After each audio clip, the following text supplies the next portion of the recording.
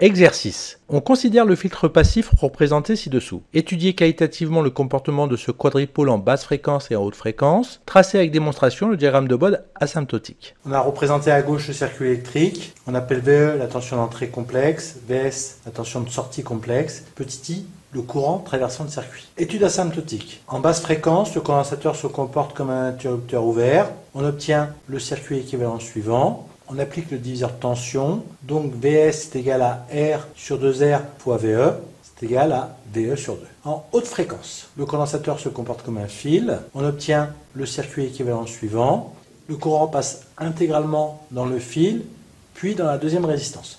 La première résistance est court-circuitée, donc Vs est égal à VE. Pour retrouver la fonction de transfert, on applique la loi du diviseur de tension. Donc, Vs est égal à R divisé par R plus Zp fois VE. On simplifie par R, on obtient 1 sur 1 plus Zp divisé par R fois VE. Avec Zp, la résistance équivalente aux deux dipôles en parallèle. Donc, on additionne les admittances. Donc, 1 sur Zp égale 1 sur R plus JC oméga. On met au même dénominateur, on obtient 1 plus JRC oméga sur R. Grand H égale Vs sur VE, c'est la fonction de transfert. C'est égal à 1 divisé par 1 plus R sur R facteur de 1 plus JRC oméga. On simplifie par R, on met au même dénominateur et on obtient tout calcul effectué, 1 plus JRC oméga divisé par 2 plus JRC oméga, qui est égal à 1 plus J fois oméga sur oméga 0, divisé par 2 plus J oméga sur oméga 0, en ayant noté oméga 0 égale 1 sur RC. Le gain en dB, c'est égal à 20 log du module de H, c'est égal à 20 log de racine carrée de 1 plus oméga sur oméga 0, le tout au carré, divisé par la racine carrée de 4 plus oméga sur oméga 0, le tout au carré. Étude du gain, GdB égale 10 log de 1 plus oméga sur oméga 0, le tout au carré, divisé par 4 plus oméga sur oméga 0, le tout au carré. On obtient la première asymptote pour oméga très petit devant oméga 0. Alors GdB égale 10 log de 1 quart, c'est égal à moins 20 log de 2, log de 2 c'est 0,3, on obtient à peu près moins 6 dB. On obtient la deuxième asymptote si oméga très grand devant oméga 0. Alors GdB est égal à moins 10 log de 1, est égal à 0.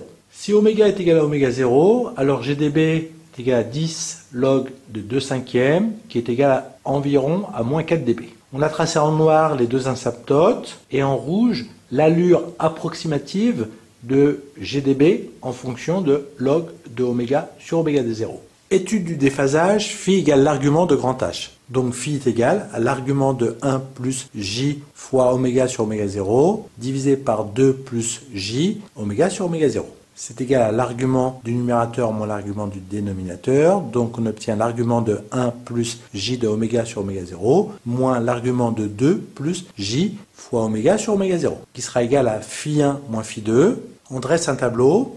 Si oméga tend vers 0, alors phi 1 tend vers l'argument de 1 qui est égal à 0. Si oméga est égal à oméga 0, alors phi 1 tend vers l'argument de 1 plus j qui est égal à pi sur 4. Si oméga tend vers plus infini, alors phi 1 tend vers l'argument de j de oméga sur oméga 0 qui est un imaginaire pur positif et l'argument sera égal à pi sur 2. Si oméga tend vers 0, alors phi 2 tend vers l'argument de 2 qui est égal à 0. Si oméga est égal à oméga 0, alors phi 2 tend vers l'argument de 2 plus j, qui est égal à 0,46. Alors phi 2 sera égal à l'arctangente de 1,5, qui est égal à 0,46. Si oméga tend vers plus l'infini, alors phi 2 tend vers l'argument d'un imaginaire pur positif, qui est égal à pi sur 2. Phi est égal à phi 1 moins phi 2. Donc 0 moins 0, ça fait 0. Pi sur 4 moins 0,46, on obtient 0,32. Et pi sur 2 moins pi sur 2, on obtient 0. On a représenté phi en fonction de oméga. On a représenté en rouge les allures de phi en fonction de oméga.